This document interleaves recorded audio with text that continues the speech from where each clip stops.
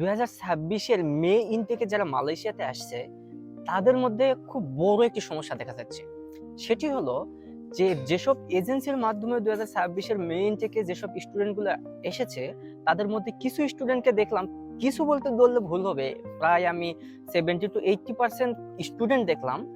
গতদিন সিটি ইউনিভার্সিটিতেও দেখলাম যে তাদের সমস্যা হলো কি, তারা আইএলটিএস দিয়ে আসে নাই।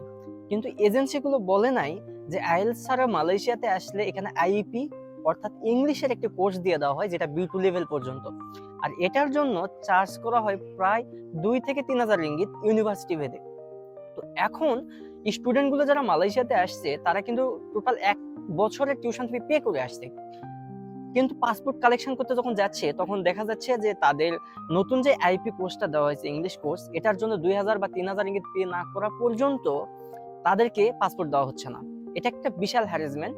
এটা আসলে সিস্টেমটাই মালয়েশিয়াতে এমন, কিন্তু এজেন্সিগুলো বলে নাই। তো তাই যারা নেক্সট ইনটেকে আসবেন অবশ্যই অবশ্যই আইএলটিএস বা যে কোনো একটা ইংলিশ টেস্ট দিয়ে আসবেন যেটা বি2 কভার করে।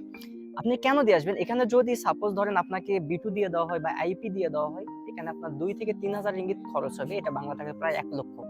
দেন আপনাকে কিন্তু এগেইন আইএলটিএস অথবা আপনাকে কিন্তু ইংলিশ এক্সাম দিতে হবে।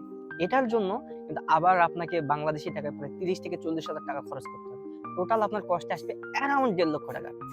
তাই বলবো বাংলাদেশে থাকতে নিজের দেশে নিজের বাসায় থেকে কিংবা নিজের দেশে থাকা অবস্থায় আইএলটিএস শেষ করে তবেই আসুন।